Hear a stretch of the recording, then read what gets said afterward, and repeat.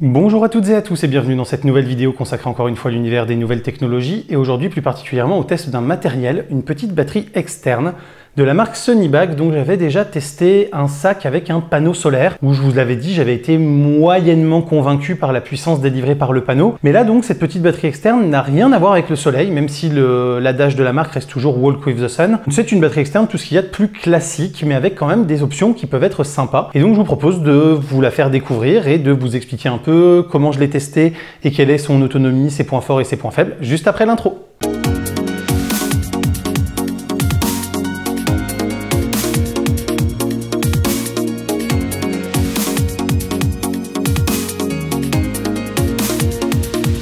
Donc pour ceux qui se demanderaient pourquoi je suis complètement dégoulinant, je ne sais pas du tout ce que ça va donner une fois que les images vont être tournées.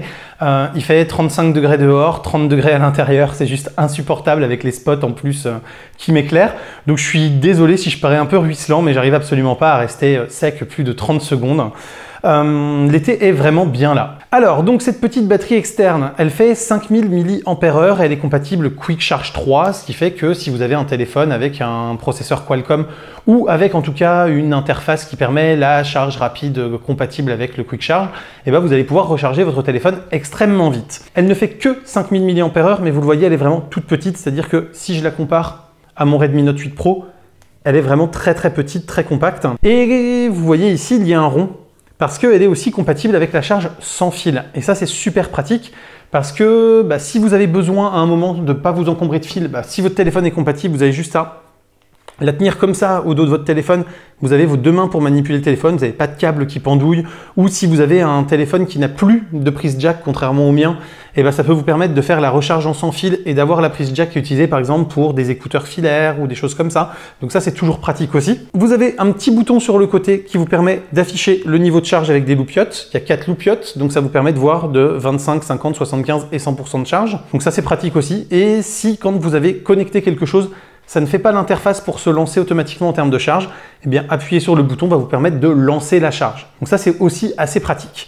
On a 3 connecteurs en façade, un USB-A, un USB-C et un micro USB.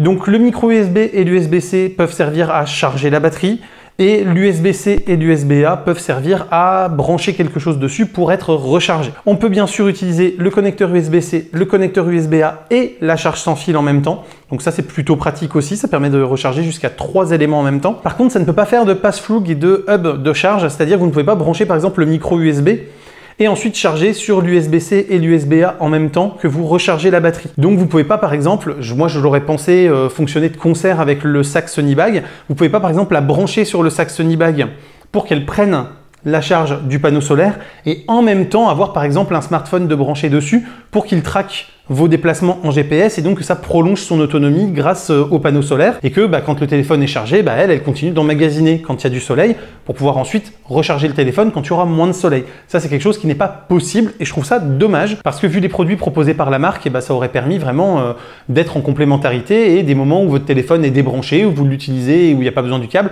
qu'elle continue d'emmagasiner l'énergie et qu'au moment où le téléphone est branché, elle continue quand même d'emmagasiner l'énergie tout en renvoyant vers le téléphone. Ça aurait été super pratique. Donc en termes d'autonomie, comme je vous l'ai dit, même si elle est toute petite, elle a quand même 5000 mAh. Alors sur un smartphone Redmi Note 8 Pro comme le mien, qui a donc une batterie de 5000 mAh aussi directement inclus dans le téléphone, je l'ai testé avec un event Pokémon Go. Pokémon Go étant très gourmand en énergie et déchargeant mon téléphone en environ 3h, 3h30. Je suis parti à 11h moins 20 avec 72% de charge. J'étais remonté à 100% vers 11h, donc déjà le Quick Charge a plutôt bien fonctionné. Et ensuite ça a maintenu mon téléphone à 100% pendant 3 heures pleines, donc jusqu'à 14h à peu près, un petit peu plus, 14h15. Et mon téléphone a ensuite pu me permettre de faire 3h30 d'event encore avant d'être vraiment au ras des pâquerettes de la batterie. Ce qui fait qu'avec une telle batterie, si j'étais parti avec 100% de charge sur le téléphone, je peux en gros tenir à peu près 7h, 7h30 sur un jeu aussi gourmand que Pokémon Go, ce qui fait que sur une journée de jeu complète, vous pouvez vous dire que si vous ne partez que avec ça, vous êtes bien et ça peut suffire à faire votre event. Ça vous permet de voyager beaucoup plus léger qu'avec les grosses batteries Endure par exemple que j'ai déjà testé sur la chaîne, ou les batteries OK aussi que j'ai déjà testé sur la chaîne, alors qui certes sont à 20 voire 30 000 mAh, donc beaucoup plus de capacité, mais sont aussi beaucoup plus grosses, beaucoup plus lourdes. Si vous partez en trek 3-4 jours, elles peuvent se justifier parce que vous aurez peut-être besoin de beaucoup plus de jus. Mais pour une journée au quotidien, celle-ci elle se glisse très facilement dans une poche, dans une petite poche de sac à dos, dans une poche de jean, n'importe quoi. Et elle peut largement faire le job, surtout si vous savez que vous allez avoir 1 ou 2 points d'accès d'électricité dans la journée.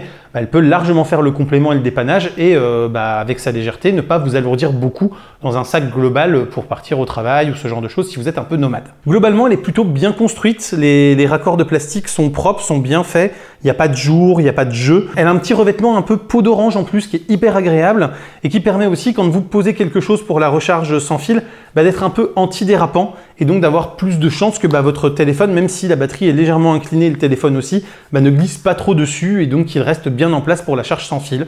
Donc ça c'est plutôt bien pensé aussi. Et puis voilà, globalement c'est un petit produit sympa qui marche bien et qui, franchement, pour ceux qui n'ont pas besoin de très grosses autonomies et cherchent une petite batterie sans fil, peut être vraiment intéressant. Et même une petite batterie donc filaire, mais quelque chose de compact, ça peut être vraiment un produit intéressant. Et pour les plus bricoleurs d'entre vous, ça peut éventuellement permettre, par exemple, d'imprimer en 3D une coque pour le téléphone dans laquelle on pourra glisser cette batterie pour qu'elle vienne se placer sur la partie charge sans fil. Et ça peut être pratique aussi. Ça sera à peu près aussi moche que celle proposée par Apple pour ses iPhones, mais ça peut vraiment bien faire le job, être facilement intégré et surtout offrir encore plus de capacité que ce que proposent généralement les batteries comme ça intégrées dans des coques. Parce que là, 5000 mAh, très généralement, on est plutôt sur des 2 ou 3000 sur les coques avec batterie intégrée. Donc ça peut permettre de faire un combo sympa. Voilà un petit peu pour la présentation de ce produit. J'espère que cette vidéo vous a plu et vous a appris des choses. Si c'est le cas, n'hésitez pas à la commenter, la liker, vous abonner et partager, c'est le fameux clap. N'hésitez pas non plus à faire un tour sur le Tipeee et sur le Utip pour soutenir la chaîne financièrement, ça fait toujours extrêmement plaisir. Et quant à moi, je vous dis à très bientôt pour plein de prochaines vidéos, photos, techno, informatique et jeux vidéo qui font le contenu de la chaîne au quotidien. D'ici là, continuez de rester curieux et de regarder des vidéos sur YouTube. Salut à tous, bye bye.